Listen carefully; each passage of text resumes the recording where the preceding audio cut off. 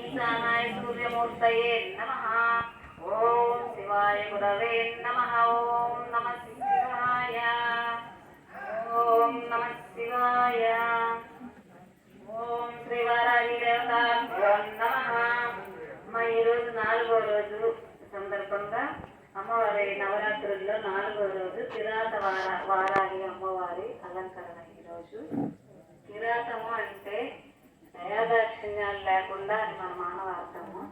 కానీ ఆమె ఏంటంటే మనలో రాక్షస గుణాలన్నీ బయటపెట్టడానికి కొంచెం మనుషులుగా మనం ఆలోచించి మార్చడానికి కొంత భయం. రాక్షసుడిలో ఉండే భూమిని రాక్షసుడు సముద్రంలో దాచిపెడతాడు, హిరణ్యాక్షుడు అనే రాక్షసుడు. ఇప్పుడు ఆ భూమిని బయటికి తీయమని చెప్పి అందరూ సప్తఋషులు అందరూ విష్ణుమూర్తిని అడిగితే ఆయన కోరలతోటి వస్తే గాని పెకలించలేము అని చెప్పి ఆయన వరాహ అవతారం ఎత్తాడు. ఏ అవతారానికైనా ఒక శక్తి, మనలో ఓపిక కావాలంటే నాకు శక్తి లేదంట, కానీ శక్తి కావాలి. ఆ శక్తి ఎప్పుడైనా స్త్రీనే. అప్పుడు ఈమెయిందంటే లక్ష్మీదేవి స్త్రీ రూపం. ఎంత ఉగ్రరూపం తెచ్చుకుందాం అనుకున్నా ఆమెకు రావట్లా కోపం. ఆమె శాంతమూర్తి కాబట్టి ఆదిశక్తిని అడిగింది సహాయం, నీలో ఉగ్రరూపం నాకు పంపించమని.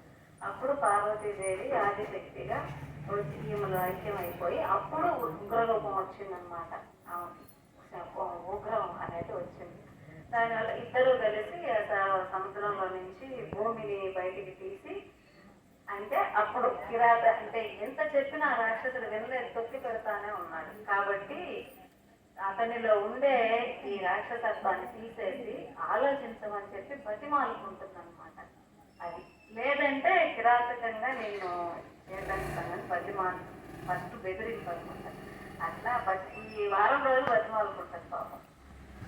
ఆ విధంగా ఈరోజు కిరాత వారాలని ఎరుపు కళ్ళు ఎర్ర చేసి చూస్తుంటుంది. అందుకని ఎరుపు రంగు వస్త్రధారణ ఉంటుంది. అమ్మవారిని ధ్యానం చేసుకుంటూ ఒక్కసారి అంటారు.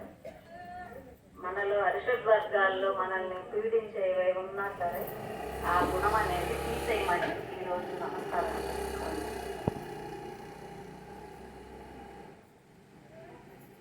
ఒకసారి అమ్మవారి ధ్యాన శ్లోకం చెప్పండి.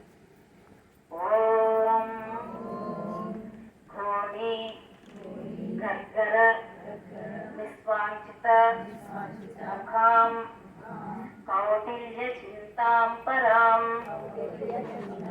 ఉగ్రాం కాళిమకాల మేఘపటలచ్చన్నోరు తేజస్వినీం క్రూరాం దీర్ఘ వినీల రోమపటలామ.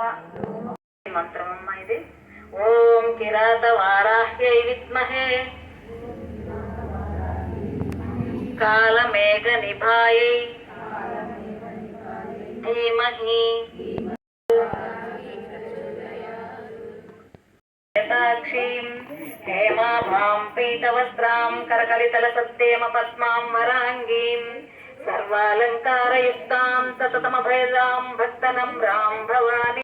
ఓం శ్రీ కిరాత వారాహి దేవ్యై నమః. ధ్యాయామి ధ్యానం సమర్పయామి.